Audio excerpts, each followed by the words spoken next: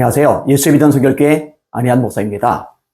말을 참 많이 듣고 공격도 참 많이 받고 욕도 참 많이 먹고 욕 많이 먹으면 장수한다는데 제가 참 오래오래 살 것 같아요.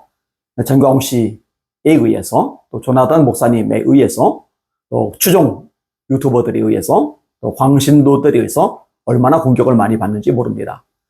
근데 이번에 10월 27일에 연합해서 모이자 이런 지금 모임이 움직여지고 있잖아요. 여기에 전광훈 씨가 함께 한다는 얘기가 들려서 제가 이걸 계속 반대를 하는 거예요. 요거로 기필고 할 겁니다. 욕 먹어도 할 겁니다. 말 들어도 할 겁니다. 공격받아도 할 겁니다. 분명히 다시 말씀드립니다. 함께 하지 마십시오. 절대로 함께 하면 안 됩니다. 저에게 이제 글을 다시는데 이런 글을 달았더라고요. YH님이 안희한 목사님, 당신 또한 누구를 비판할 자격은 없지요. 자중하시길. 저는 전 목사도 안 목사도 어떤 편 아닌 오직 예수님 편. 이게 참 재미나는 표현입니다. 제 편도 아니다. 전광훈 씨 편도 아니다. 예수님 편이다. 그러면은 정말 예수님 편이면은 전광훈 씨가 함께하는 걸 반대를 해야죠. 예수님 앞에 꿇어 엎드려 경배를 드려야 되잖아요. 근데 예수님 머리 꼭대기에 앉으려고 하는 게 전광훈 씨잖아요. 그러니까 시건방지게 하나님의 보좌를 꽉 붙잡고 있다. 이런 소리를 하잖아요. 계시록 4장을 보세요. 하나님의 보좌는 감히 누군가가 피조물이 붙잡을 수 있는 곳이 아닙니다. 그 앞에 엎드려 경배할 뿐이죠. 24명의 장로들이 면류관을 보좌 앞에 벗어들이면서 찬양하죠. 그게 바로 보좌입니다. 뭔가가 잘못되어 있어요. 자, 이런 부분을요, 제대로 분별하고 지적하는 분들이 있더라고요. 한철방님인데, 오직 예수님 편이라면서 통일교, 문선명, 신천지 이만희 같은 자도 괜찮다고 할 건가요? 하나님의 이름을 망령되이 일컫고 하나님 팔아서 정치하고 성도들 돈 뜯고 교주화된 전광훈을 아직도 신뢰하시나요? 그럼 오직 예수님 편이 아니라 영조로 속용된 자와 같이 영분별이 안 되는 상태인 겁니다. 그렇죠? 중요한 일, 같이 있는 일을 한다고 이만희하고도 함께 할 겁니까? 신천지 교인들 모이면 같이 할 거예요? 정명성하고도 함께 할 겁니까? 그 추종자들하고 같이 해도 되는 거요? 많이만 모이면? 아니잖아요. 그러면 반문할지 모르겠어요? 아니, 전광훈 씨가 이만희입니까? 이만희보다 더 하죠. 왜 더해요? 여러분, 이만희는 하나님 까불면 죽는다 이런 말 안 해요. 전광훈 씨나 그 말 하죠. 하나님 사편에 나하고 자리 바꿔. 이런 말 안 해요. 더 하면 되지 절대로 모자라지 않습니다. 그리스임이라는 분, 이분도 무조건 모여야 합니다. 공산국가가 될 위기 앞에 있는데 심각성을 모르시는 것 같아 안타깝습니다. 하나님께서 이 현실 앞에서 한 사람 손현보 목사님을 감동해서 일으키셨으면 대한민국을 살리시기 위한 하나님의 계획이심을 믿습니다. 전광훈 빠지면 돼요. 그런 값진 거예요. 귀한 거예요. 하나님께서 기뻐하실 거예요. 근데 전광훈 씨 끼는 순간 안 돼요.